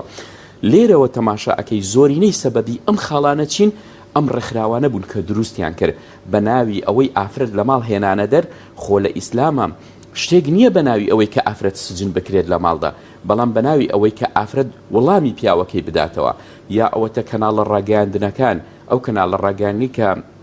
بەرنامەی زۆر سلبیان بوو بۆ نێو خێزان هاتن ئەم ئافرەتە مۆدێلانەی بەناوی مۆدێل کە هات لە مودەتێکی یەکجار کەما دەوڵەمەند بوون بەڵام من ژیان نامەی ئەوانم ئەخوێندەوە کە لەو پەڕی نقمبوونی گرفتاری و ناخۆشەکانی ژیانە ئەژیان لەبەرەوە من زۆر جار ئەڵێم فراغی ڕۆحی بە مادی پڕ ناکرێتەوە لێک مناڵات جیا ئەبێتەوە لە پیاوەکەیە یعنی بە حکمی ئەوەی وەکو باسمان کردکە ئەمانە دوورن لە بەرنامەدا ڕێژیەکی زانینی ئاتەکێت و لێزانینی ژانی خێزانی مامۆستا لە کۆمەڵێک لە کەناڵە ڕاگەاندنەکانە هەروەکو باسی کرد بە جۆرێک لە جۆرەکان جیابوونەوە ڕەواجی پێدەدرێەوە بە ئازادی تاک دەناسێنرێ جیابوونەوە لە هاوسەرەوە بێگومان زۆر کەیستان لە بەردەستەوە ئاگاداری زۆر خێزانن ئەو ئازادیە کە وان باسیەکەن لە میدیاکان وەرکەسێک جیابێتەوە ئیتر ئازاد دەبێت و خۆڕابێت چۆنەژی جیابوونەوەی ژن و پیاوێک سلبیاتێکی بەسەر ژیانە بێت بەڵێ بەدڵنیاییەوە یەکەمین کەسێک کە ببێتە مای تەزعیەی ئەم مەوزوعەیە زۆرینەی کە مناڵە و لە پاشانیشە ئافرەتە بۆ لەبەر ئەوەی کە ئێستا بۆ خۆتە زانی ئێمە ڕێکخراوێکمان بەناوی ڕێکخراوی خێزانی بۆ نمونە بنیاتنان و هاوکاری خێزانیمان هەیە ئێمە زۆر داتامان لە بەردەستە کە باسی تێدا ئەکرێ تو ئەزانی تەسئیەی یەکەم لێرەدا مناڵ و ئافرەتە بۆ لەبەرەوەی ئافرەت زۆرە پیاوەکە زۆر بە سەهل و ئاسانی ئەتوانی قۆناغی دووەم ببڕێت و بچێتەوە ژیانی هاوسەرگیری بەڵام بۆ ئافرەتەکە زۆر قورس و زەحمەتە لەبەر ئەوە جاری وا هەیە مەسەلەن ئافرەتەکە پەیوەندیەکە مامۆستا پیاوەکەم زۆر خراپە لەگەڵم هەر سیفاتێکە باشە لەگەڵمان نایکە ئەژڵێت ئەگەر ڕازینیت فەرمو ئەوە بۆ ماڵی باوکت باشە سەبەبەکەی چییە زیاتر ئەڵێت کاکە ئەمە تۆڕە کۆمەڵایەتیەکانە زیاتر کەناڵە ڕێگەیاندەکانی وەکو باسم کرد کە بوونەتە مای هەژاندنی دڵی ئەم پیاوە لەسەر ئەوەی کە بپڕژێتە سەرەوەی خیانەتی زەوجی لێ بکە یان شتی خراپ لەگەڵ ئەم ئافرەتەیە بۆی کە تەلاقی بدە هەر پێشی خۆشە جیا ببێتەوە بۆی کە دووبارە ژیان پێکەوە بنێتەوە لێرە تەسئیەی یەکەم وەکو باسمان کرد ئافرەتە و دووەمیشیان مناڵەکانن کە تێیدا سەرگەردانە بن بەڕاستی ئەنجا تەماشای کەناڵە ڕاگەیاندنەکان بکەین کە هەندێکیان بەڕاستی بوونە بار بەسەر ژیانی خێزانی ئەمڕۆمان بارێکی قورس و هەروەها دروستکردنی بەرنمەیەکی شڵەژاو و تێکچوون و هەرەسێنانی خێزان و ئەمانە لە کەناڵە ڕاگەیاندنەکانە کە ئێستا ئێمە ئەمڕۆ ئەبینی تۆ بە بەراورد بانمونیەکت بۆ باسکە ماوەستا عیمران ڕۆژێک لە ماڵی کەسێکی ناسیاوی خۆما دانیشت بووم بە میێوانی کە لە لایەن بووم ئیتر دیارە ئەمان زۆر ئاڵوودەی فلیمێک بوون لەیەکێ لە کەناڵەکان ئاڵوودەی فلیمێک بوون نیانەتوانی کە لەیدا ببڕێ یعنی لەبەر منیش هەستمە کرد کە شەرمیانە کرد کەمێ سەوتیان کەس کرد بوو بەڵام گوێیان بۆ گرتبوو ئەزانی ئەم فلیمە چۆن بوو کابرا بە تەکمەوە دانیشتووە ئەمە هاوسەرەکەیەتی بە حکمەوەی لە یەک نزیکین پیا و ئافرەت بەیەکەوە دانیشتوین لە ژوورێکە ئەمە کچەکەیەتی ئەمە ژنەکەیەتی کچی گەنجی دانیشتووە ئەم فلیمە باز لە چیەکە گوتم ئەمە چییە وتیان ئەوە باز لە خیانەتەکە لە زوڵمەکە تۆ ببینە لە پاڵ ئەوەوە چۆن بۆ خێزانەکانمان دێن کە بیانەوێت لە باریەکی ببە یا گرفت بخاتە نێو خێزان ئەزانی چییە بێ ئەم گەنجێک ئافرەتێکی گەنج کە هی ئەم فلیمەیە کە دێت لەگەڵ کوڕێکی گەنجە ها لە فلیمەکە دێنە ژوورەوە باوکەکە لە تەش منە دانیشتووە کچەکەی تری ئەلێرەیە لە فلیمەکە کە دێنە ژوورەوە کچەکە کوڕێکی گەنجی لەگەڵا سەلامێکە کات لە ماڵەوە لە تەلەڤیزۆن لەم فلیمەیە سەلامێک لە باوچیەکە باوچیە لە کچەکەم ئەوە چییە لەگەڵتە ئەویش دەڵێ وەڵا باوکە مە خۆشەویست و هاوڕێمە لەگەڵمە دەی بەخێر بێ فەرمون بڕۆنە ژوورەکەتان بڕۆن ئەم ژوورەیە ئەمە مەبەست لێرە لە قسەکەدا چییە ئەمان لە پاڵە ئانەوێ مەبەست و مەرامەکەی خۆیان بپێکن وەک کچەکەت بە دیاریەوە دانیشتۆ بۆی کە بەیانی بڵێ ئەمە ئازادیە ها ئەم باوکە قبوڵەکە کە کچەکەی ئازاد بێ بەڵام قبول تۆ بۆ قبولت نییەکە کە لەسەر ئەوەی کە من شتێ بکەم ئەنجا دواتر بەدەیانمان هەیە لە مەرحەلەی زانکۆ و لە کولیە و لەم ئەمانە ئافرەتان تووشی گرفتیان کردوون لە پاڵ هاوڕێتی و خۆشەویستیە تووشی گەورەترین تاوانبوونەکە ئێمە ئەزانین بە تەلەفۆنەکان بۆمان دێ دواتریش کوڕەکەوازی لێ هێناوە تۆ ئەزانیت 4 ساڵ ئافرەت عیلاقاتی لەگەڵ کوڕێکە بۆ تا 4 ساڵی زانکۆی لەگەڵا تەواو کردووە ئەنجا بە هەر بە ئەوەی وەکو بڵێ هەڵی خەڵەتاندووە بۆی کە بێتە خوازبێنی دوای 4 ساڵەکە لە تەواو بوونە ئەنجا دواتر گوتوێتی وەڵا خانوم نییە بە خانوو شاڕای گرتووە گوتوێتی خانی بوو ئێستا سیارەم نییە دێ ئێستا وەسائیلەکانی کەمالیاتی ژیانم نییە ڕای گرتووەتە ئەو کاتێکە ئافرەتەکە تەمەنەکەی بەسەر ئەچێنە بۆ خۆشی ئیخوازی ئافرەتەکەش لەبێنێتەوە ئەوجار ئامادە بێ دەبێت سەر بە هەوێ شوبکە یا پیاوێک بێژنی مردەبێ مناڵی هەبێ بەو نوعێ ئەنجا ئەمانە ئەم ڕێکخراوانە بوون بەڕاستی کە ئاوا ئافرەتیان بە ناوی مافی ئافرەت هاتن بەڵام بەداخەوە دەڵێن کە ئافرەتیان هێنایە ژێر هێڵی سفرەوە لە بواری ئەوەی کە حسابی بۆ نەکرێت باشە مامۆستا ئەگەر پێم بڵێ ئیسلام چۆن باسی ژنی کردووە پێگە و ڕۆڵی ژن لە ئیسلامدا چۆنە بەڵێ کاتێ تەماشا ئەەکەین مامۆستا عیمران تیشکێکم خستە سەری لە بیدایەتە کاتێ لە ئیسلامە سەیری ئەەکەی کەسێک کە بەڕاستی خوڵقێنەری هەموو زەوی ئاسمان و مرۆڤەکانە ئەزانی چی دەڵێت دەڵێ ئەگەر بێت و دایکت لێ ڕازی نەبێ کە ئافرەتە من لێ ڕازی نیم ئەم پەروەردگارە ئەمە باشترین تەشجیع بۆ ئەوەی کە پێت بڵێ ئەم دینە بربەست بێ لە پێشت کە تۆ زوڵم لە ئافرەتکەی و دووەم با ئێمە ئەوە بڵین کە تۆ بوویت بە هاوسەر مەسەلەن عەقدێکت مۆر کرد کە عەقدی زەواجی پێ ئەگوترێت ئەم عەقدە کە نووسید لەوەیە لەگەڵ ئافرەتێکا تۆ ببیت بە شەریکی حەیات تۆ ئەزانی چەند ماف و ئەرکێکت بەسەر شانەوەی بەرامبەر بەم ئافرەتە ئەگەر بەیانی تۆ کەمتەر خەم بیت لە دابینکردنی ئەم مافانەی کە ئەم ئافرەتە پێویستە بەڕاستی هەیبێ و دڵنیابە لەوەی کە لە قیامەتە تۆ زوڵم و حەق و ناست بەسەرەوەی بۆ لە سزای بۆ دانراوە لە ئیسلام بە دڵنیاییەوە سزا ئەمە حەق و ناس خی گەورە لە حەقی خۆی خۆشە بێ بەڵام لە حەق و ناس خۆش نابێ لەبەرەوەی کە ئەمە زوڵمە کە تۆ لە ئافرەتێک مافەکەت بۆی دیاری نەکردووە و هەروەها لە کاتێکا کە نەفەقە لەسەر پیاوە ئەمە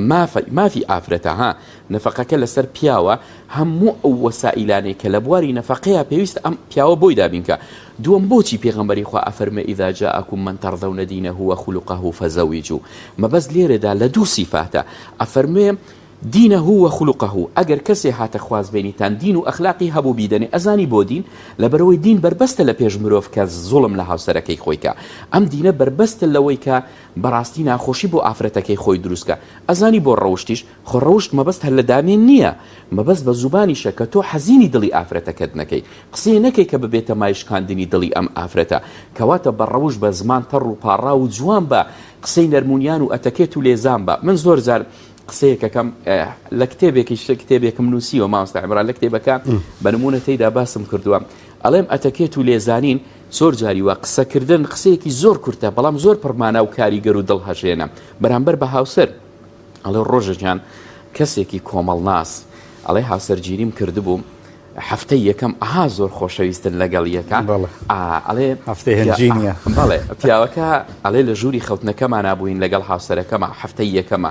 ئەنجا پیاویش حەزەکە کەمێک خۆی هەڵبکێشێ هەفتەی یەکەمە و ئەو شتانەکە ئەڵێ منیش بە هاوسەرەکەم گوت ئاوا گوتم دەسەیر یەکەم کە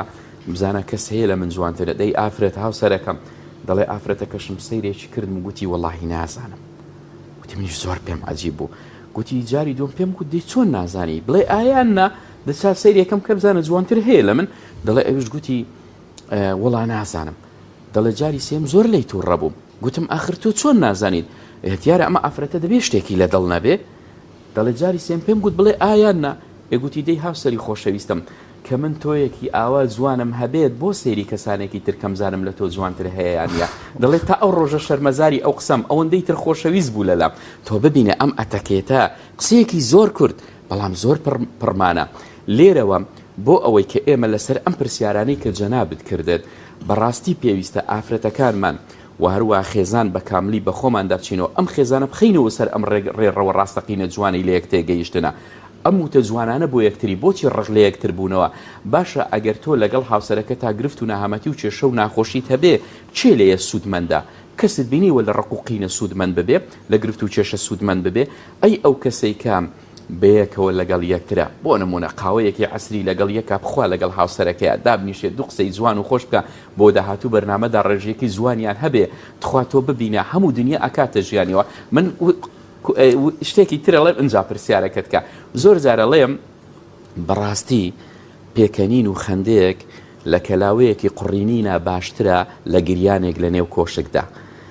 ئەمڕۆ خێزانەکانمان تووشی ئەوە بوونە خۆ لە بواری کەماڵیاتی ژیان و ماڵ و سامان و خانووی جوان و سیارە گرفتێک نییە ئەی بۆچی ئەم هەموو دڵ حەزینی و گرفت و ناخۆشی و ئەی بۆچی هەرسێنانی ئەم خێزانە فراغی ڕۆحی هەیە لە یەک تێنەگەیشتن و بەرنامەدا ڕێژی و ئەتەکێت نییە لە نێو خێزانە لەبەر ئەوە ئەمانە توانیان کەناڵەکان و هەروە ڕاگەیاندنەکان بە تەواوی دەست بەسەر خێزانە بگرن و سلبیات بخەنە جێ ئیجابیات و ئاوای لێبێت مامۆستا بە کورتی کەمتر لە دەقەیەک پێم بڵێ ژن و پیاوێک دەست بە چیەوە بگرن لێک ناترێزێن و جیانابنەوە و باشترین شتە دەستگرتن بە ئیسلام و بە دینی خوا پیانەڵی باشترین شتە بەڵێ بە دڵنیاییەوە من مادام دقەیەک مابێ بە کورتی پێتەڵێم بە سلماندنی هەموو ئەو کەسانەی کە دوورن لە دین حتى حەز ناکەم کە ناویان بڵێم بەڵام خەڵکانێکن کە لە بواری بەرنمەیەکی علمانیەتە ئیشەکە کە کاری لەسەر ئەوە کردووە کە خێزان تێک بدە ئەمڕۆ پەشیمان بۆتەوە لەوەی ئەڵێ بەڕاستی دەستگرتن بە دینەوە و ئەکا خێزانێکی تێک هەڵکێشی تۆکمە دروست ببێ یعنی ئەمڕۆ دین وامان لێ ئەکا تەشجیعێکی جوانە بۆ لە یەک تێگەیشتنە تۆ بە بەراورد لەگەڵ ئەوە بۆ سلماندنی ئەم قسەی من بۆ سلماندنی ئەم قسەی من سەیری خێزانێکە کە بەڕاستی پابەندی دین بێ و لەگەڵ خێزانی کەشا کە دوور بێت لە دینە بزانە کامیان خۆشگوزەرانترن کامیان زیاتر لە یەک تێگەن ئەم خێزانانێک کە وەکو تێیدا باسم کرد لە 8 ساڵی ڕابردووە 24623 خێزان لە یەکتر جیابوونەتەوە تۆ سەیری داتاکان و ئامارەکان کە بزانە ئەم خێزانانە چێن مامۆستا عیمران هەر هەمویان ئەو کەسانن کە دوورن پابەند نین بەدین زۆرینیان مەبەستم لێران لەوانەیە تاکتاکە تێیدا بێ بەڵام زۆرینن ئەم کەسانن کە لە دینداریەوە دوورن بۆیە بەڕاستی بۆ ڕۆشنی ژیان بۆ جوانیەکانی ژیان بۆ گەرموگڕکردنەوەی ژیانی خێزانیمان لە نێو خێزانە بۆ جوانترکردنی ئەوەی کە ئێمە خێزانێکی تێکەڵکێشی کۆڵەگەیەکی پتەوی جوان و ڕێزدارانەمان هەبێ بۆ نەرمونیانی و حەلیمی و لەسەر خۆی و جوان بۆ ئەوەی کە ئێمە مشتاق بێ کە ئەم ئافرەتە ئەم پیاوە مشتاق بێ بۆی کە لە ماڵەکەی چوویە دەرەوە هاوسەرەکەی مشتاق بێ بە گەڕانەوەی پێویستمان بەوەیە کە بەڕاستی ئێمە ئەتەکێت و لێزانین دەستگرتن بە دینەوەمان هەبێ بەڕاستی ئەمە جوانترین دەستپێکە بۆ دروستبوونەوەی دروستکردنەوەی ڕێڕەوی ژیانی خێزان دەست خۆش بێ مامۆستا ڕسوولەتی زۆر سپاس بۆ تۆ بەڵێ زەن و خۆشەویستان ئەمە ئەم تەوەرەیە بوو کە لە شاری هەولێر پێشکەشمان کردن بەو هیوای خێزانی هەموو لایەک پارێزراو بن و پابند بین بە زیاتر بە دینی پیرۆزی ئیسلامەوە دەگەڕێمەوە لای هاوکارانم لە شاری سلێمانیەوە. زۆر سپاس عیمران سپاس بۆ خۆت بۆ میوانەکەت لەوەی کە لە هەولێرەوە باستان لە ڕۆڵی ئافرەت لە ناو خێزانی کوردیدا کرد. بەڵازان لە تەوری سێمی بەرنامەکەماندا باز لەوە دەکەین کە قەزای شارە زۆر قەزایەکی گرنگ و دەوڵەمەند بەوەی کە ڕوبەرێکی بەفراوانی کشت و کاڵی هەیە لەوەی کە زۆرێک لە وڵاتانی بیانی لە ڕابردوو دەدایان و دەگەر ئێمە بەس دەشتی شارە زۆرمان هەبێت دەتوانین تەواوی کوردستان بژێنین زانین گرنگی ئەم قەزایە لە چیدایە و هەروەها بۆچی تا ئێستا فەرامۆش کراوە بۆچی داواکارەکانی جێبەجێ ناکرێت بۆی کە لە دەتوانێت ئەو هەموو سەوزایی ئەو هەموو دەشتەی کە هەیەی سوودی لێ وەربگیرێت. بۆ قسە و باز لەسەر قەزای شارە زۆر و کێشە و گرفتەکانی دەچمە لای بەڕێز سەربەز بورهان چالاکی مەدەنی کە لە قەزای شارە زۆر و لەگەڵما کاک سەربەسڵی خوارد لێبێ سپاس بۆ ئەم دەرفەتت بێمە بەخشی. سڵاوی خۆی گەورە و میهرەبان لێەوەی خۆشەویست بەیانی بینەرانتان باش زۆر سپاس بۆ ئەم دەرفەتە. زۆر سپاس کاک سەربەز لە ئێستادا کێشە و گرفتەکانی قەزاکە خۆی لە چیدا دەبینێتەوە؟ بەڵێ زۆر سپاس. قەزای شارە زۆر و سەرەتا جەناب ئاماژە و پێ سنوورێکی بەرفراوانی هەیەەوە تایبەتمەندی ئەم قەزایە ئەم سنوورە بە کشت و کاڵ بەناوبانگە بەڵام بەداخەوە کێشەی سەرەکی ئەم قەزایە لە نەبوونی هەلی کار بەهۆی نەبوونی ناوچەی پیشەسازی و کارگی گەورە خۆی دەبینێتەوە کە نەبوونی هەلی کار و دامەزراندن کێشی سەرەکی ئەم سنوورێ لە ئێسادا هەروەها خراپی خزمەت گوزارەکان بە تایبەت لە ئێسادا کارەبای نیشتیمانی کە ئەم سنوورە جۆزی شانزانپێری بۆ دانراوە بەداخەوە کارەبای نیشتیمانی لە ئێستادا وەکو پێویست نییە. زۆر باشە کاک بورهان دیارە نکۆڵی لەوە ناکرێت دەشتی شارە زۆر خاکێکی بەپیت و کۆمەڵێک خەڵک و گەنجی بوێر و بەتوانای لێ ئایا سەرڕایەوەی کە بۆ نمونە بەشێکشی سێسایقەوە خەڵکەکەی بەگشتی لە کارەساتەکانی ڕابردوودا هەمیشە لە ماڵ وێرانی پشکی شێریان بەرکەوتووە ئایا تا چۆندە ئێستا خزمەت بەم ناوچەیە کراوە ئێستا گەنجەکانی بەچیەوە سەرقاڵن ئێوەمانان چیتان دەوێ بۆی کە هەم لە ڕۆ کشت و کاڵێکەوە ئێوە لە پلێک لە ناوچەکانی دیکە لە پێشن و لە ڕۆکەی ترەوە هاوشانی خەڵکن داواکاریەکانتان چییە بۆ لایەنە پەیوەندیدارەکان چۆن پێویستە ئاور لەم قەزایە بدرێتەوە؟ بەڵێ وەکو ئاماژەم پێدا کێش و گرفتەکان زۆرن لێرە بەڵام بەداخەوە حکوومەت خۆتان نەزانن ئێستا حکوومەتێک ئەوە نیە لە چاو ئاسوی تمۆحی خەڵکیدا بێت خزمەت گوزارەکان ڕۆژ بەڕۆژ بەرەو دواوە ئەڕۆی لە ئێستادا داوای هەرچیەکەی ئەڵێن قەیرانی دارایی و کێشەکان یعنی خزمەت گوزارەکان بۆ هاوڵاتیان جێبەجێ ناکرێت نەبوونی خزمەت گوزاری نەبوونی هەلی کار بە دەرەجەی یەک کێشە و گرفتی سەرەکی ئەم سنوورەن وەکو جەنابیشت ئاماژەت پێدا لەسەر جەم شەڕەکان و شەڕی داعش ئەم سنوورە کۆمەڵێک پێشمەرگی زۆر شەید کراون بەداخەوە نەتوانراوە هەم خزمەتێکی باشی کەسوکاری شەیدان بکرێت و هەم خزمەتی سنوورەکەش بکرێت ئەمەش ئەگەڕێتەوە بۆ بێپلانی و بەرپرسانی حکوومەتی هەرێمی کوردستان کە بەداخەوە وەکو باس دەکرێت وەکو زۆرینەی پەرلەمانتارەکان باسی دەکەن ئەوەیە کە بەرپرسانی ئەم حکوومەتە تەنها بیریان لای باخەڵی خۆیانە و خەڵکی دیکان فرامۆش کردووە. زۆر باشە کاک سەربەز لە ماوەی ڕابردوودا سەدان گەنج لەو قەزایەدا ڕویان لە هەندەران کردو کە بەداخەوە بەشێکی زۆریان گیانیان لە دەستدا لەو ڕێگایەدا تا چەند کەمبوونەوەی گەنجان لەو پارێزگایەدا لەو قەزایەدا بۆتە هۆیەوەی کە پێگە و ڕۆڵی گرنگی گەنجان کەم بکرێتەوە؟ زۆر ڕاستە بەهۆی ئەو بارودۆخی کە قەیرانی دارایی ڕووی لە سنوورەکە کردو لە هەرێمی کوردستان بەگشتی گەنجەکانمان بێزار بوون بەداخەوە ئێمە ساڵی ڕابردوو گەنجێکی ئەم شارە ڕووی لە هەندەران کردو بەداخەوە لە دەریادا کۆتایی بە ژیانی هات ڕۆژ بە ڕۆژ ئەگەر بیگریت سەرڕای ئەوەی کە ئێستا هەمومان ئاگادارین ڤیزەی تورکیانیە خەڵک ئەو بارودۆخە ناخۆشە ئەو پەڕی هەوڵەدا کە سنوورەکەی جێبێڵێتەوە ڕوو لە هەندەران کات بێگومان ئەمەش کاریگەریەکی سەرەکی خراپی لەسەر سنوورەکە هەیە کە ئێستا گەنجی ئەتوانم بڵێم گەنجی بوێر و چالاک لە سەر ڕای ئەوەی کە هەمە بەڵام بە ڕێژەیەکی کەم ئێستا سنوورەکە بێگەنجی پێوە دیارە لە ڕاستیدا. کاک سەربەست باوەڕت وایە بەچی ئاور لە شارەزور دەدرێتەوە یا با بڵێن چی پێویستە بکرێ بۆی کە ئەو کاتە ئێوە بڵێن وەڵا با باوەڕیان لێ داوینەتەوە بە تایبەتی ڕەنگە هێشتا خزمەتگوزاریە سەرەتاییەکانیان هێشتا بۆ جێبەجێ نەکردبن. وەک ئێمە ئەڵێن شارەزور کە ئەڵێن شارەزور یەکسەر وشەی کشت و کاڵێتە بەردەم. ئێمە دەشتێکی فراوانی زۆرمان هەیە پێویستەکە حکوومەت بێت بیر لەمە کاتەوە لە ڕێگەی ئەم دەشتەوە لە ڕێگەی هێنانی کۆمپانیای بیانیوە لە ڕێگەی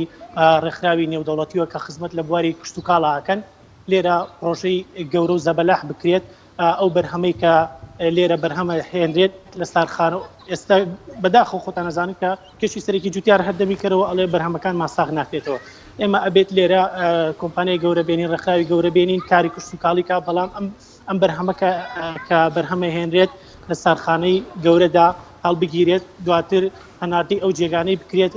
کە پێویست دەکات وەکو چۆن لە ساڵی ڕابردوو لە وەرزی ڕابردووی هەنارا بینیمان چۆن هەناری سنووری هەڵەبجە ڕەوانەی بەریتانیا کرا بۆ شێوازە تۆ بەرهەمەکەت ئەو بەرهەمی کە هەتا ڕەوانەی وڵاتانی دەرەوەیکیت ئەمە ئەبێت بە داهاتێکی باش بۆ سنوورەکە هەروەها لەگەڵ بوونی خزمەتگوزاریە ئەو کاتە هەلیکار و خزمەتگوزاری سەرەتایی هەبوو ئەو کاتە هەموو کەسێک ئەڵێ دەستان خۆش بێ و ئیشێکی باش کراوە. کاک سەربەست شارەزور پێگەیەکی گرنگی هەبووە لە ڕابردوودا لەو کەسایەتە دیار و شاعیرە گەورانی کە لە کوردستاندا هەبوون. ئایا لە ئێستادا ئاستی ڕۆشنبیری لەو قەزایەدا بەرەوکیۆ گەیشتووە تا چەند کار دەکرێت بۆی کە گەنجان هاوڵاتیان لە ڕێگەی کۆڕ و کۆبوونەوە هۆشیاری بۆ گەنجان و کۆمەلگای ئەوێ بڵاو بکرێتەوە؟ بەڵێ لە ڕاستیدا ئەوەی لە ئێستادا هەبێت جێگەی دڵخۆشکردن بێت ئێمە کۆلێژی پەروەردی شارەزورمان هەیە کە کۆلێژەکە توانم بڵێم یەکێکە لە کۆلێژە چالاکەکان لە کە جێگایەکی زانستی و معریفیە لە سنوورەکەدا کە ڕۆڵێکی گرنگی هەیە لە بەرەو پێشچوونی زانست و معریفە لە سنوورەکە بەڵام بەداخەوە جێگەکانی کەکەوە ئێمە ئێستا بەڕێوەبەرێتی ڕۆشنبیری هونەری شارەزورمان هەیە زۆربەی چالاکیەکانیان ڕاگرتووە بۆ کاری بوونی ڤایرۆسی کۆرۆنا هەروەها ئەمڕۆ 8 ڕۆژی شارەزوری هاوکات ڕۆژی شارەزورە بەداخەوە بۆی بوونی ڤایرۆسی کۆرۆنا لەو ڕۆژەدا هیچ چالاکیەکی جۆرا و جۆر نەکراوە ئەمەش خۆی بۆ خۆی گرفتە لە ئێستادا کە چالاکی نەبێت ساڵان لەو ڕۆژەدا لە 8 چالاکی ڕۆشنبیری گۆرانی میوزیک بڵاوکردنەوەی ڕۆشنبیری گشتی دەکرا بەڵام بەداخەوەکو ئاماژەم پێدا بۆی بڵاوبوونەوەی ڤایرۆسی کۆرۆنا لەم ڕۆژەدا هیچ نەکرا تەنها وەک ئێستا دەیبینی لێرە لە مەڵبەندی ژنان لێرە چالاکی بەڕێوە دەچێت تایبەت بە خانمانە چالاکیەکەی ئێرەش خۆی دەبینێتەوە لە نمایشی پێشانگای کاری دەستی و هەروەها پێشانگای فۆتۆی. زۆر باشە کاک سەربەست لە ماوەی چەند مانگی ڕابردوودا کە جارێکی دیکە ناڕزایی خۆپشاندانەکان بەشێک لە شارەکانی هێرێمی کوردستانی گرتەوە شارەزور بەشێک بوون لەوانەی کە گەنجەکانی هاتنە سەر شەقام و ناڕازی بوون بەرامبەر بۆ دۆخ و بارودۆخی کە بەگشتی لە هەرێمی کوردستاندا هەیە شارەزوریشی گرتووەتەوە داواکاریەکانتان جێبەجێ کراوە وایە دەنگی زیندوی نا